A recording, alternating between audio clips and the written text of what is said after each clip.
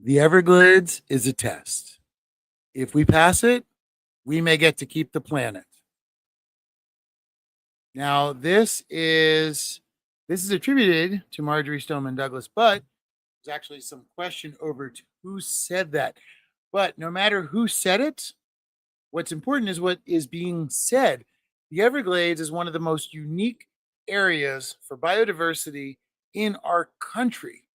It's absolutely amazing. And there have been a lot of ideas on how to let it remain as it once was. It's always amazing to me the amount of human effort that goes into keeping something the way that it was before we messed it up. So today we're going to talk about the Everglades. We're going to talk about invasive species, and we're going to talk about the Everglades environmental area. Is it a solution or is it greenwashing? So welcome back, everybody, to the Southwest Florida Water Talks. I'm your host, Eric Crown, and I wanted to make sure everybody knows our producer, Sierra Williams, is here. Hey, everybody. Thanks for joining the live today. Right. And now, do you know who else may have this quote may be attributed to? Yeah, actually, in the Welcome Center in the Everglades, there is a little poster that has this quote, and it's attributed to somebody else. I believe it is Joe Podger. So, but we were trying to look up some graphics for it today, and it was hard to find one attributed to him. But if you go into the Welcome Center in the Everglades, you'll see that plaque. It's just a little one on the wall. It's it's a special place for me. I've been several times. It's a beautiful, beautiful area, and it deserves to be protected for sure. And we need it. We need it for our ecosystem to thrive and for us to continue to be here in South Florida. I would have never thought to go visit it until you took me there. And so in a lot of ways, you're such a great ambassador for the Everglades, because you're like, we've got to go see this. And after traveling all around the world, the Everglades is definitely one of the most unique places. So I feel like there's some really everybody wants to try to save it. So thank you for keeping the awareness going and for putting together the show today with our special guest, Mr. Richard Stanley, who we're going to bring on here in just a minute. But first, we wanted to just let everybody know, what are the basics of the Everglades? Well, okay, to begin with, so let's talk right now about the Everglades themselves. Now, the Everglades are south of Lake Okeechobee. Now, it's a little challenging to see this, but if you take a look there, you'll see on the right there's some numbers. If you look at 27 degrees, you'll see Lake Okeechobee, and underneath of it, for all intents and purposes, is used to just be an entire watershed of the Everglades that would take whatever water was running through there, ending up into the lake, overspilling. And even if it had natural over amounts of any levels of chemicals, or not chemicals, sorry, nutrients, if there was overly nutrient load amounts, it would be filtered through the Everglades before being redispersed back out into the ocean. And as you can see, it goes into a lot of different waterways. There's a lot of ways that it can go from Lake O out. Now, today, what we're talking about is they have built, and this is a little bit of a small map, but you can see here, Lake Okeechobee, and underneath of it is the Everglades Agricultural Area. Now, what is the Everglades Agricultural Area? It's very important. It's an area that they've built, and actually Rick's going to talk to us a little bit more about it. But it's an area that they have built underneath of Lake Okeechobee, and it is actually, as Rick's going to talk about with us, it is actually a nutrient deficient area that they are bringing all the nutrients that are causing problems in the Everglades into this thing. And then releasing all of those nutrients that are harmful to the actual life in the Everglades down into there. But I don't want to continue too much longer today. And like, we can go back to it says the Everglades is a test, and if we pass it, we may get to keep the planet. So we have been taking this test now for a little while, And here to grade our paper is Rick Stanley, who is wants to join in with us today here. And hey, Rick, can you hear us okay? I can hear you fine. Perfect. Oh, I can't hear Rick, I can hear him. Okay. Can you hear me okay? You're all right. Sorry about that. I forgot. My microphone's always acting weird. So thank you so much for joining us today, Rick. The Everglades as a test. How are we doing with our tests? we're failing. Yeah. So we wanted to ask you about that a little bit. So let's come back to that. But first of all, tell us about why you love the Everglades and how it's been part of your life. Well, I lived in the Everglades for several years in a teeny little fishing village known as Everglades City. So it's on what's considered the western side of the Everglades. It's where Everglades National Park, Big Cypress National Preserve, and the 10,000 Island Wildlife Refuge all come together. In fact, where I lived, I could literally throw a rock across Halfway Creek and it would land in a Big Cypress National Preserve. It's a very special place to be. I mean, for a lot of us that hear society all the time, we hear cars, we hear neighbors. What was it like to be out there and to truly be in a place where you could interact a lot more with nature in its purest form? Yep, all I had to do was walk out my door. I mean, I literally came home one day and had about a 7 or 8 foot alligator in my front lawn because it had been raining a little bit, and well, it was moving from one place to another. Okay, so for those of us that are not from Florida or not comfortable with alligators, are they when you see one, are you relieved that nature is working properly, or are you frightened because they're scary? Well, yeah, I'm not afraid of them, but I am. I handle snakes and alligators and so on, so I understand what I'm dealing with. It's prudent to keep a distance because you never know. Sometimes people feed them actually, and that creates a very dangerous situation because then the animals, instead of being afraid of you like most animals are and will try to escape or get away from you, once they've been fed, they get what's called this feeding response where they react to you as a source of food. And so you can be, if you go somewhere where an alligator has been fed by humans, instead of that animal submerging, getting away from you, it can come out of the water and go and try and literally, it bites at you because it's expecting food. And that's a dangerous situation because they're very powerful animals.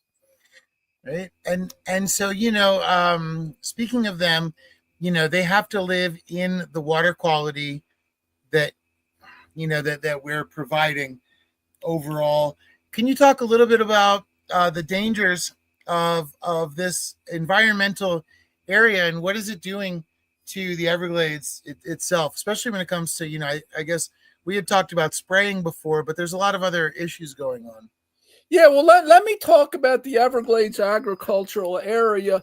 As a general premise, if we went back 150 years and we had that map that you were showing, all it would show would be Everglades from the southern side of Lake Okeechobee, which is where the Everglades starts, when water overflows out of Lake Okeechobee, it would show Everglades all the way from the southern tip of Lake Okeechobee all the way down to the Gulf of Mexico, spreading out in, getting wider and wider. It gets over 100 miles wide, and it's apparently the widest river, because even though it's shallow, it's a river. It can move at only a foot or 2 foot in an hour, but it is essentially a flowing river, not fast, but it's a flowing river from the north side at Lake Okeechobee all the way down to the Gulf of Mexico. What happened in, I believe it was the 1940s, it took I think at least a decade. The government decided, as part of the restoration of the Everglades, they decided, in their the wisdom that they had back then, to take this area just directly south of Lake Okeechobee and to drain it, and so that it could be utilized as farmland. And so what we call EAA, Everglades Agricultural Area, which you've got the picture there, and essentially what you're looking at right in that picture is now a lot of sugar cane, but other crops are grown in there too. But what you need to keep in mind is that the land here is, or was, part of the Everglades. And if you read any reasonably good book about the Everglades, what you'll learn is that the whole Everglades ecosystem is what they call a nutrient deficient system. And what that means is that a lot of the nutrients, like sulfate, like phosphorus, like nitrogen, if you look at a bag of fertilizer and you look at the ingredients of the things that cause farm types of plants, crops to grow, the Everglades is deficient in those in those, you can call them chemicals or nutrients or whatever you want to call them. The Everglades is deficient in those, and that's why if you go to the Everglades, one of the things that will strike you is that all of the vegetation that you see growing in the Everglades is unique because it is biologically capable of living in this nutrient deficient ecosystem. And so your normal plants that you're used to, you're not going to see them in the Everglades. And in one of your previous podcasts, you were speaking about the phosphorus that comes out of Lake Okeechobee and they're not out of Lake Okeechobee, but comes out of the Everglades agricultural area because the farmers have to add all of these nutrients into the soil so that their crops can grow. And the water from that area all flows south, so those nutrients end up getting into the water when it rains and so on, and through the canal systems. These nutrients that they add get carried in the water south into the Everglades, where these nutrients do not belong. And so back in about the 1980s, they began seeing acres and acres and acres of cattails growing in the Everglades. And cattails, we're familiar with them probably, wherever you live in the U.S. But cattails will not grow in the nutrient deficient Everglades.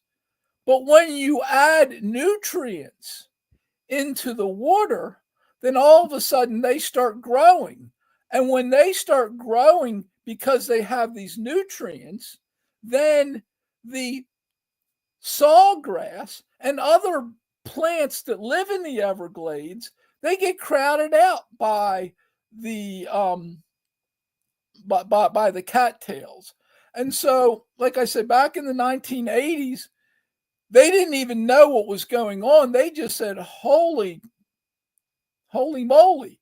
There's something that's terribly wrong here. The ecosystem is changing. And they literally were seeing these cattails move south at a pretty rapid rate.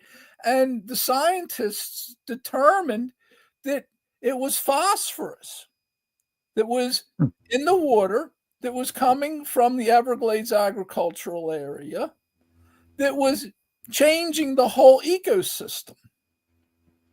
So that is kind of the history, and you can read for people who are interested in Everglades information. The Swamp by Michael Grunwald is probably one of the best books, and he has whole chapters devoted to all of the details about this. But literally, if you add a few thimbles like you use for sewing full of phosphorus and you pour it into an Olympic-sized swimming pool, that is enough to change the ecosystem. So it doesn't take a lot. Even though it can get fairly diluted as it gets in the water and so on, it doesn't take a lot.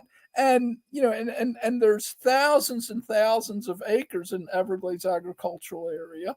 And so they fought and fought and fought, and they're still fighting to try to get the big sugar cane growers and other farmers in the Everglades agricultural area to stop using so much of these nutrients. But what I want to talk about specifically today, because that's a known, that's something that's not up for debate. That's a known. But what is there's also another thing that's known, but but it's not widely known. It's not publicly known. But in the process of the farmers adding these nutrients to the Everglades agricultural area to grow their crops, one of the ingredients in your fertilizers is sulfate. And so, and there's a number of other ingredients too, but we'll just focus on sulfate now rather than phosphorus. And what sulfate does is that and I'll keep this simple, sulfate in the water will interact with microorganisms in the water that are naturally in the water in the Everglades. And that biochemical reaction will take mercury, just straight mercury that is laying what they call dormant. It's there, but it's just laying there, and it's not really causing a problem. It's not a good thing, but it's not causing a problem. But this chemical reaction that happens when the sulfate gets into the water, it converts the mercury into methyl mercury, which is a different form of mercury. And I won't get into the biological and chemical aspects of this, but the methyl mercury is a form of mercury that is then capable of being brought into fish, frogs, all the animals in the ecosystem are able to absorb the methyl mercury. And then animals that eat the fish and the frogs, the whole food pyramid, going all the way up to, pythons closer to the top of the pyramid. There's what they call bioaccumulation. This methyl mercury continues to get accumulated as the animals eat each other, so that that they've done studies on these pythons from the Everglades, and they have alarming rates of methyl mercury in them. I mean, you'd have to be a nutcase to ever eat, the meat from any of these pythons, because it's very dangerous. I mean, it causes brain damage, and it can be lethal. It doesn't do anything good for you. So, what? Yeah, and so let me backtrack on this a second and say, I learned about this by piecing some information together from public information, from scientific information. The state of Florida puts out fish advisories every year, and it's a big fat document, and you can just go and look at the annual documents, and you'll see that there's this whole list of fish in the Everglades when you get south of Lake Okeechobee, down into what they call the Shark River Slough, Shark River Valley, which is the kind of the straightest, most direct route south of Lake Okeechobee. These fish, when they test them every year, they put them in the category of do not eat. Just it's just high levels of methyl mercury in these fish. But it's not just the fish. But anyway, the information's publicly available about the fish easily. And I got other scientific studies that were that you can look up online, that were performed by the USGS, United States Geological Service, which these guys are really serious science folks. I mean, I've actually met some USGS folks and worked with them a little bit on some ecology matters, and they're really serious science folks, and their articles say right in them, sulfate is coming from EAA. I mean, they just lay it out. I mean, it's not ambiguous. The sulfate's coming from EAA. It's going down into the Everglades. It goes through essentially what we know as the Miccosukee lands, which are on the north side of Tamiami Trail, and continues south of there in the Shark River Slough. And the sulfate in the water from EAA is then causing this biochemical reaction with the dormant mercury in the Everglades to create methyl mercury. So now what we know is that phosphorus is degrading the Everglades, the Everglades. We know that sulfate is creating methyl mercury in the Everglades. What we don't know at this point, and I have a biology background, but when I was in college, I kind of at one point went in the legal direction and got my law degrees. But before that, I had, science, 3 science degrees. So I knew enough about biology to be able to read the papers and understand them. But, what we know now is that the Everglades agricultural area, because it was Everglades, needs to keep on adding these nutrients into the system for growing their plants, for their crops. And then all of these nutrients are being carried in the water into the Everglades.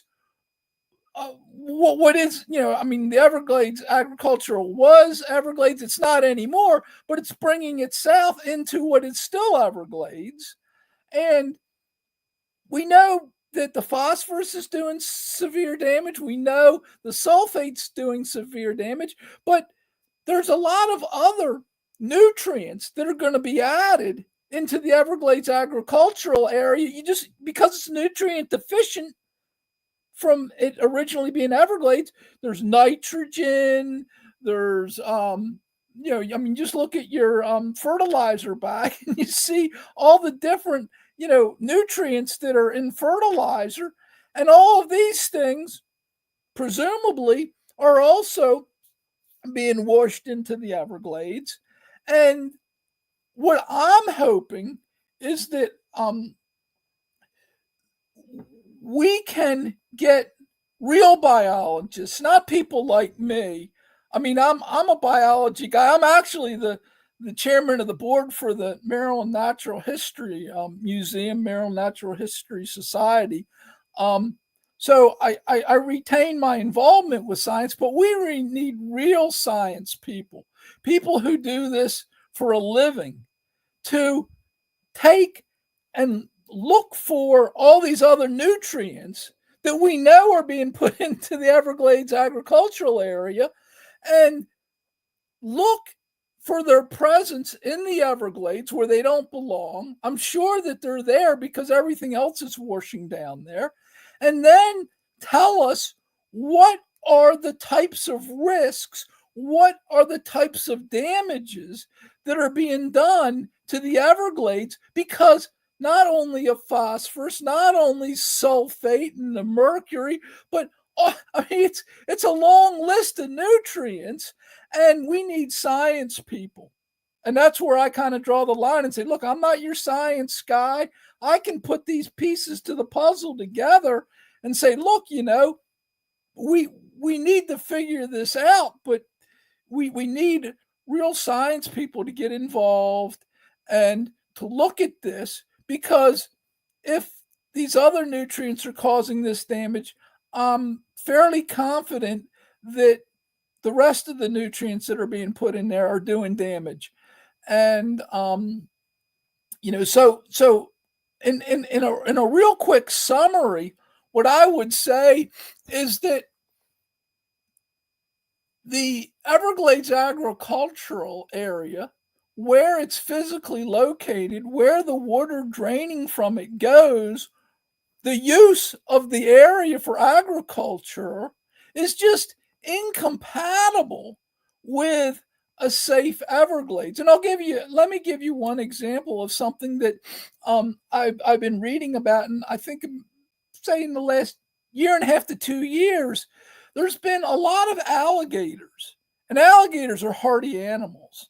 And there's been a lot of alligators that they've been finding in the Everglades that are sickly, and they're malnourished, and they die. And the biologists are kind of, scratching their heads saying, well, what the hell's going on here? And, and my proposition would be, well, there's a fair chance that all of these different nutrients that are getting into the Everglades are doing a lot more damage than we currently are aware of. I mean, we know about this damage to alligators. They haven't figured out what it is, but I would say that it's rational, it's reasonable to say, we know that this is happening. We know these nutrients are going into the Everglades, so we need to study. And they know, the types of things these nutrients can do and so on. And, but ultimately, EAA is incompatible with a healthy Everglades, because the water is always going to go south into the Everglades. They're always going to need to add nutrients to grow their crops. And so it's a pull and tug. It just doesn't work together. One minus it's not a good mathematical equation. Now, when you were talking about the water that is affected, that's underneath of it, I was really curious. What do you think is the biggest problem that they face right now? Like, solution one would definitely be shut it down and get rid of it. If they are unable to do that, do you think that the water underneath of there, does it lack testing, funding, or is it just a lack of concern from the politicians? Well, I will back up a second and say, for people that have some recollection of history, um, there was a time when there was a governor in Florida who wasn't one of these whack jobs, and he proposed buying large swaths of the Everglades agricultural area. And that was when the only thing that they understood was the phosphorus problem. And he understood that it just was incompatible to use this area for agriculture. But the agricultural interests, we hear big sugar a lot. Um, you know, at the last minute, basically, they make too much money off of this. Not only do they make the money off the crops, but they get federal subsidies. It's just a whole. You need to read the book. It's such a moneymaker for them that they don't want to. They're not going to give it up. But we need that. I mean, that is the only solution I can think of. I mean, I don't know. I mean, it doesn't, I don't know what else you can do other than say we got to stop the reason why we need to put all these nutrients essentially into the system. Right, and I mean, as this, not to mention the impact of all the poisoning. I mean, when you talked about all the different, the mercury, and to let everybody know too that as Rick was saying, as it bioaccumulates. So if it starts, say, with a fish and then goes to a bird, the dosage grows and grows and grows until it can eventually become poisonous into human blood. It's very concerning that there's people still eat fish out of there. Do the Miccosukee tribe, are they do they rely on sustenance from these waters? Well, I mean, they do hunting, and because it's their land, and because they have special privileges as Native Americans, that they have the right to this. I don't know the extent of how much they do and what precautions they take. I can only relate to you that I was communicating with Betty Osceola of the Miccosukee tribe several years or more ago.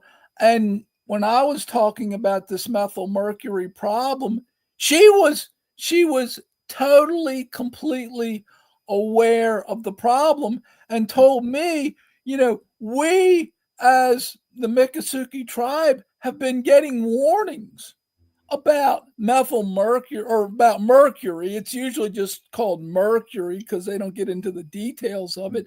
But the mercury, being because they do frog gigging and they eat off the land a lot, or that did. And she told me that they've been warned as long as she could remember about methyl mercury or mercury being in animals.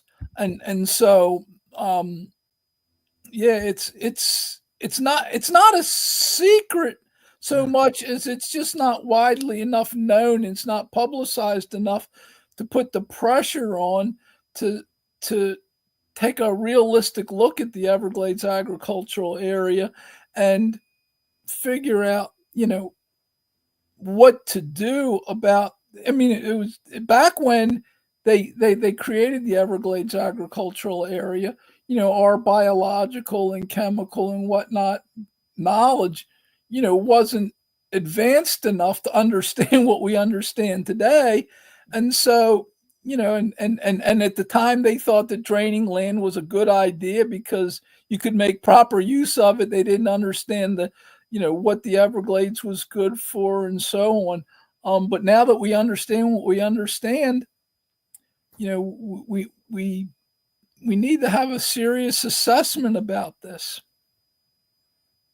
So definitely, yeah, it sounds like the right time for re-examining what's happening. I mean, it feels like I saw Elizabeth. Hey, Elizabeth, I see Elizabeth here, and she said, "How many times have we heard the term unintended consequences?" And that is like what we're always feeling. But I would feel like somebody from your perspective, Rick, would have known and would have been one of the people yelling out earlier, going, "Wait, hold on," So it seems to me that there's a lack of listening to the people that stand up for, or even just understand how nature works. Biodiversity is such a complicated weave. I mean, I have, ever since, the initial efforts on the part of the state of Florida to buy the Everglades, or not the Everglades, but the Everglades agricultural area, I have always been 100% behind that. Even though I didn't have all the information that I had today, I just kind of instinctually realized that it just wasn't compatible. It's just now I realize it's a lot less compatible, and there's a lot more evidence of why it's not compatible than what I understood before. So I was going to ask, on the topic of it, as far as reexamination of it today goes, what do you think would be I know you had mentioned before to get scientists on it. Do you think our best bet, we kind of talked about this before, is just either, like buy it and shut it down so that they can't use it anymore? But even if we do that, how long until the nutrients and the excessive poisoning is out of the ground? Or do you think that there's, they should get scientists in a way to manage? So it's, that the question of always like hands off or additional management. And this is why I kind of draw a line and say we need the scientists, because you bring up the point of what they call legacy pollution, legacy nutrients. I don't know what those levels of legacy nutrients are. How fast they flushed out. That's why you really need scientists, people who do the testing, they do the experiments, they can look at this and tell us, this is the amount of legacy nutrients. This is how we can deal with it. I wish I had answers for you, but when I don't have answers, I have to tell you I don't have answers. No worries. I think it's definitely an interesting, luckily we're at this new spot of understanding. So that's a very hopeful thing, I think, whereas they were moving recklessly before, now hopefully everybody's taking the proper pause. One thing I wanted to ask you, Rick, because there are so many aspects to it, what are there any other aspects to this topic that you wanted to talk to us about or help us understand as we continue to navigate our way through this very complex topic? Are there any other sort of biological aspects or scientific aspects you want us to consider or think about? Yeah, I mean, the only thing that I would say is that if you look at the real long trajectory of the Everglades, we know that it's been dying and suffering, and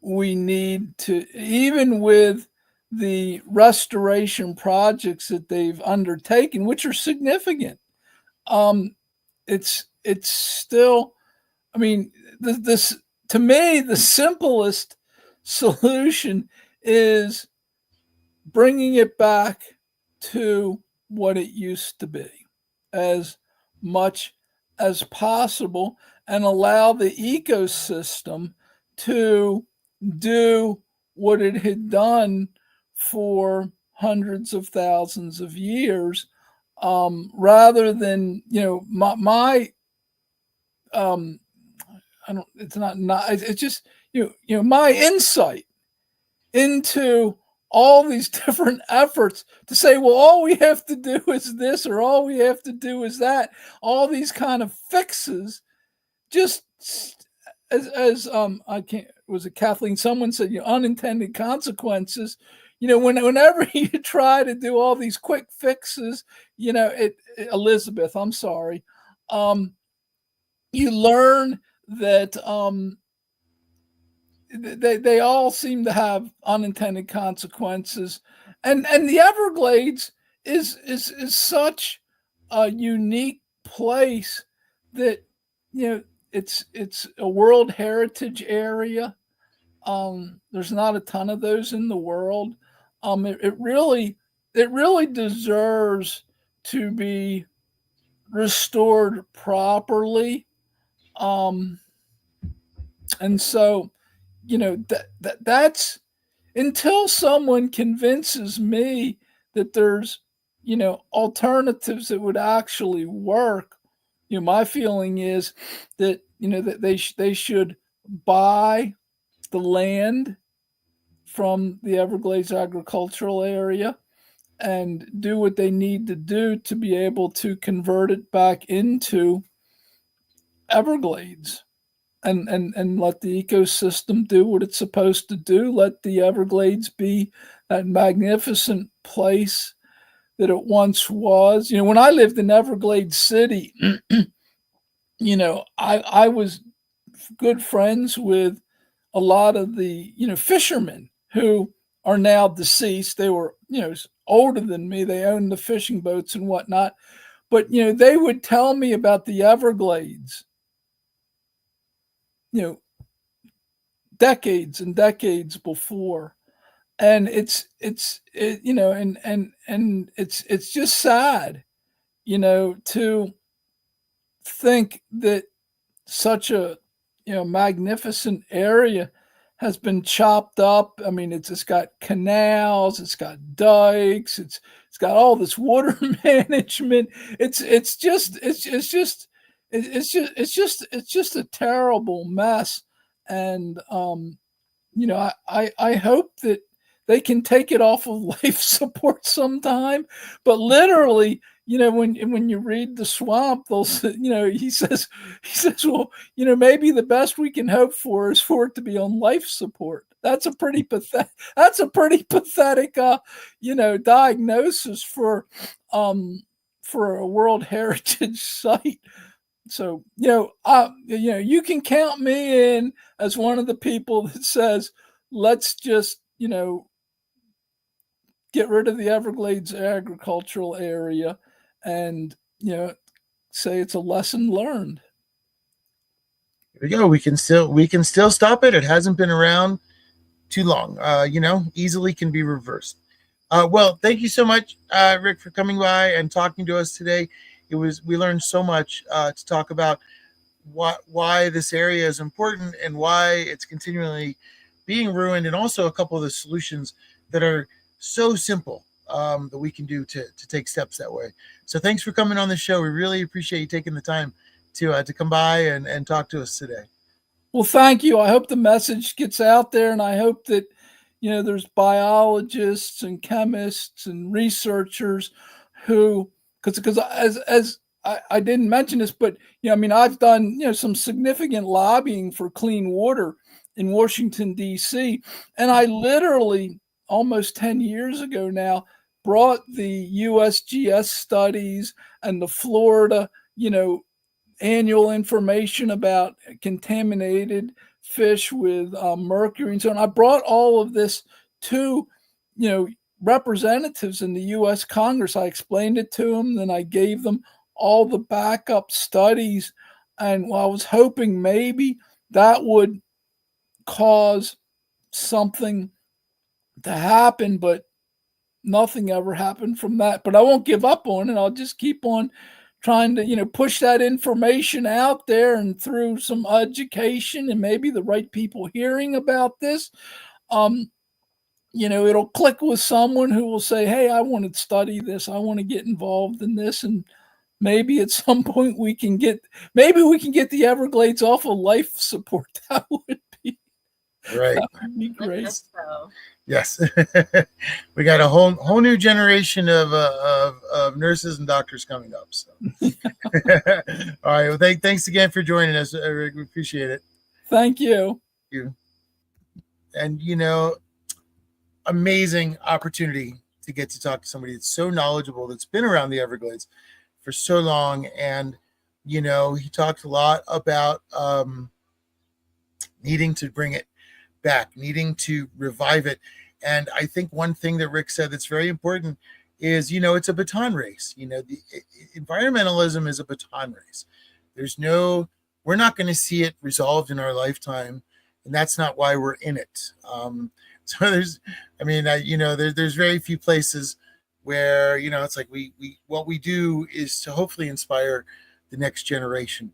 So, we've seen from our screenings of phosphate all around Florida that there are a lot of people out there, and the world is in good hands, and the younger generation is out there fighting to save it. And we're very impressed. We've seen so many. So, Rick, we know that somebody is going to be picking up this race. Somebody's going to grab the baton from you, and somebody's going to take it past the finish line. And it might take a few more generations, but it's on the way, and it's on the way there. So Everglades Environmental Area Solution, or greenwashing, from what we've been able to see and learn, it is total greenwashing. Not only that, it's a terrible idea because they're taking a nutrient deficient area, pumping a bunch of extra nutrients in it. Then it's causing other problems. Then they're bringing in herbicides to control the other problems that they've created. And the next thing you know, all of that stuff is just spilling down into the Everglades, into the animals, into the food chain, whether we're part of it or not. It's killing everything, and it is a slow suicide. And it's something that our Earth cannot afford. So we have to think about solutions. What can we do? Well, as Rick said, one of the best things is we can talk to our politicians about our concerns and talk to them about reenacting that plan, that idea. Let's buy it and just shut it down, because business cannot be responsible. Business's job is not to be responsible. Business's job is to make money. So their job is they have to maximize their profit legally. It's a CEO's job. That is in complete conflict with what we're trying to do here and what we're trying to do by saving the Everglades. There's no financial benefit in that. Tourism, yes, but a lot of the people that are using the Everglades environmental area don't care about tourism. It's Big Sugar, it's other companies, it's Mosaic, it's a lot of these other companies that are in there using these agricultural feeds. Not to mention, as Rick said, just what's in your bag to begin with. You've got all the agriculture, it goes into the Lake O, then it bleeds also into the Everglades environmental area. Then it bleeds down into the Everglades. It's like a triple punch that our nature is facing. And if our alligators, super hardy dinosaurs, if our alligators are facing this crisis, so are we, because they're a litmus test, just as the Everglades are a litmus test to the rest of our Earth. So, very exciting episode today. So we want to know from everybody, before we wrap it out, please send your comments down. We're going to keep this thread alive. What questions do you have about the Everglades? What would you like? You've got an amazing direct link to Rick Stanley, who will be able to continue doing comments with us. And let's keep this conversation going. What can we do to save the Everglades right now? Talk to your politicians. Be conscious of what's going into the Everglades water. There's a lot of local groups that are fighting for the Everglades, and a lot of very good groups. And if you have any questions about which ones are legit or which ones we can, that you should join to really fight, let us know and we'll help you vet them, because we can find out the information about any of the groups down here. So let's talk a little bit about that. Let's talk about What would you like to know about the Everglades? What can we do to save the Everglades? What are your ideas? And, there's a lot of other issues coming too with developers. So the Everglades, a World Heritage Site, just right here in Florida, the absolute gem of Southern Florida, one of the gems of the United States. And we still have a chance to save it, thanks to people like Rick continuously bringing attention to it. All right. Well, we want to thank everybody for joining us today. Sarah, I didn't know if you wanted to, anything else you wanted to add today about the Everglades. I know that we definitely, like I said, it was amazing to join me down there real fast. I'll give you a quick story about the Everglades. It's my first trip to the Everglades.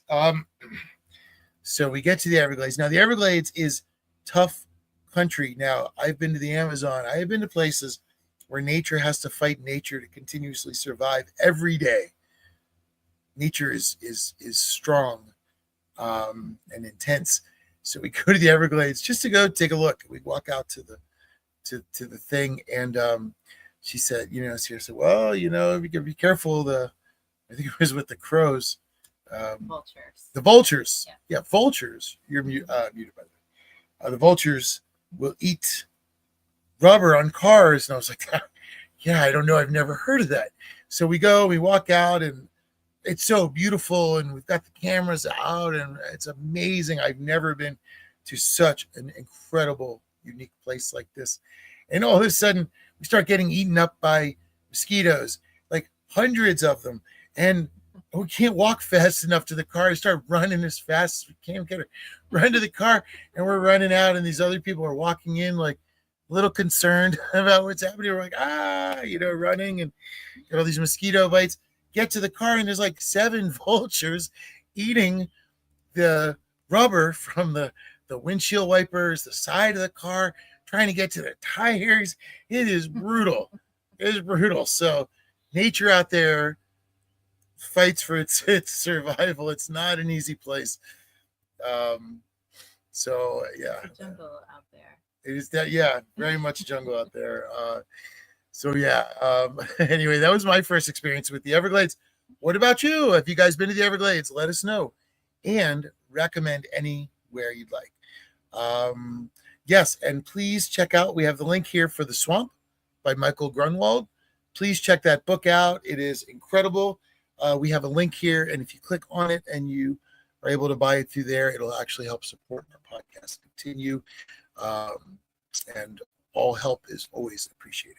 Well, anyway, everybody, thank you so much for joining in today. Thank you to our amazing guest, Mr. Richard Stanley. Thank you, Sierra, for producing the show and putting this together. And thank you, everybody, for joining, because the more we can talk about our world, the more we can talk about solutions. The more we talk about solutions, the more we can find conclusions, positive conclusions. All right. Can't wait to hear what everybody has to say about the Everglades. Thanks for joining, and we'll see you.